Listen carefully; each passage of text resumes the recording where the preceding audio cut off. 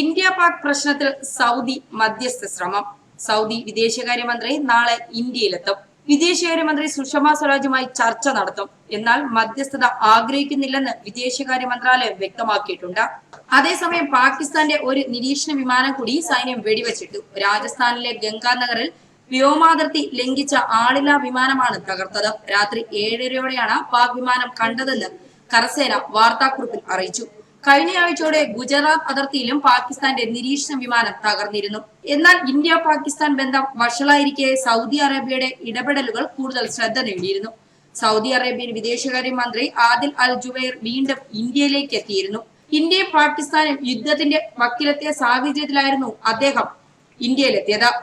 അത് ലഘൂകരിക്കുന്നതിൽ സൗദി മുഖ്യ പങ്കും വഹിച്ചിരുന്നു. ഈ സാഹചര്യത്തിലാണ് സൗദി മന്ത്രി പാകിസ്ഥാന് പിന്നാലെ ഇന്ത്യയും സന്ദർശിച്ചത്. സൗദി കിരീടാവകാശി മുഹമ്മദ് ബിൻ സൽമാൻ അടുത്തിടെ ഇന്ത്യയെ സന്ദർശിച്ചിരുന്നു.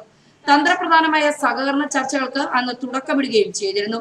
ഇതിന്റെ തുടർ ചർച്ചകൾക്ക് വേണ്ടിയാണ് സൗദി വിദേശകാര്യമന്ത്രി വരുന്നതെന്ന് വിദേശകാര്യ വക്താവ് രവീഷ് കുമാർ വ്യക്തമാക്കിയിരുന്നു. പാകിസ്ഥാൻ സന്ദർശനം പൂർത്തിയായതിനു ശേഷം സൗദി മന്ത്രി ആദിൽ ജുബൈർ പാകിസ്ഥാൻ സന്ദർശിച്ചു. കിരീടാവകാശി മുഹമ്മദ് ബിൻ സൽമാന്റെ പ്രത്യേക സന്ദേശവുമായിട്ടാണ് ആദിൽ ജുബൈർ എത്തിയതെന്ന് അന്ന് പാകിസ്ഥാൻ വിദേശകാര്യമന്ത്രി ഷാ മഹബൂദ് ഖുറേഷി പറഞ്ഞിരുന്നു. ഭീകരർക്കെതിരെ പാകിസ്ഥാൻ ശക്തമായ നടപടി സ്വീകരിക്കണമെന്ന ഇന്ത്യയുടെ ആവശ്യത്തെ സൗദിയും പിന്തുണച്ചിരുന്നു. പാകിസ്ഥാനിലെത്തിയ സൗദി മന്ത്രി ആദ്യം കണ്ടത് വിദേശകാര്യമന്ത്രി ഖുറേഷിയാണ്. പിന്നീടാണ് പ്രധാനമന്ത്രി ഇമ്രാൻഖാനുമായി ചർച്ച നടത്തിയത്.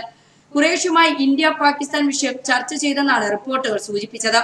സൗദിയുടെ സൗഹൃദ രാജ്യങ്ങളാണ് ഇന്ത്യയും പാകിസ്ഥാനും. ഈ രണ്ട് രാജ്യങ്ങളും തമ്മിൽ ഭിന്നത രൂക്ഷമാവുകയും അതിർത്തിയിൽ യുദ്ധ സാഹചര്യം ഒരുങ്ങിയതും സൗദിക്ക് ആശങ്കയുണ്ടായിരുന്നു.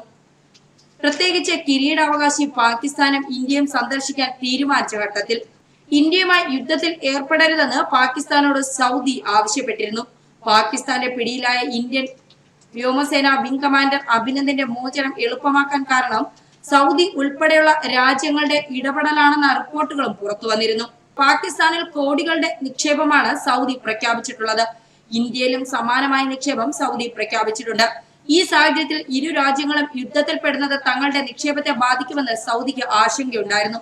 തുടർന്നാണ് പ്രശ്ന പരിഹാരത്തിന് സൗദി അന്ന് ഇടപെട്ടത്. ഇന്ത്യയും പാകിസ്ഥാനും തമ്മിൽ സംഘർഷം രൂക്ഷമായ വേളയിൽ തന്നെയായിരുന്നു ഇസ്ലാമിക രാജ്യങ്ങളുടെ ഉച്ചകോടിയിൽ UAE നടന്നത്. ഇന്ത്യക്ക് പ്രത്യേക ക്ഷണവും അന്ന് ലഭിച്ചിരുന്നു. ഇന്ത്യൻ പ്രതിനിധി പങ്കെടുത്ത സാഹചര്യത്തിൽ പാകിസ്ഥാൻ ഉച്ചകോടി ബഹിഷ്കരിക്കുകയായിരുന്നു.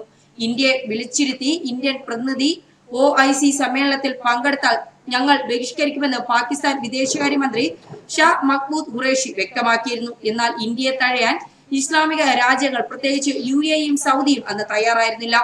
ഇന്ത്യക്ക് സൗദി പിന്തുണ OIC സമ്മേളനത്തിൽ ഇന്ത്യയെ പ്രതികരിച്ച് വിദേശകാര്യമന്ത്രി സുഷമ സ്വരാജാണ് പങ്കെടുത്തത്.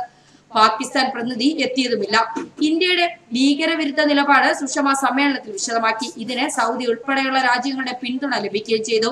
പിന്നാലെ OICയുടെ ഉദ്ഘാടന സമ്മേളനത്തിലാണ് ഇന്ത്യ പങ്കെടുത്തത്. സുഷമ പിന്നീട് തിരിച്ചു പോന്നു. എന്നാൽ കാശ്മീർ വിഷയത്തിൽ ഇന്ത്യയെ കുറ്റപ്പെടുത്തിയാണ് ഇസ്ലാമിക രാജ്യങ്ങൾ പ്രമേയം അവതരിപ്പിച്ചത്. പാകിസ്ഥാന്റെ വാദം അംഗീകരിക്കുന്ന തരത്തിലായിരുന്നു OICയുടെ പ്രമേയവും. ന്യൂസ് ഡെസ്ക് മലയാളി വാർത്ത.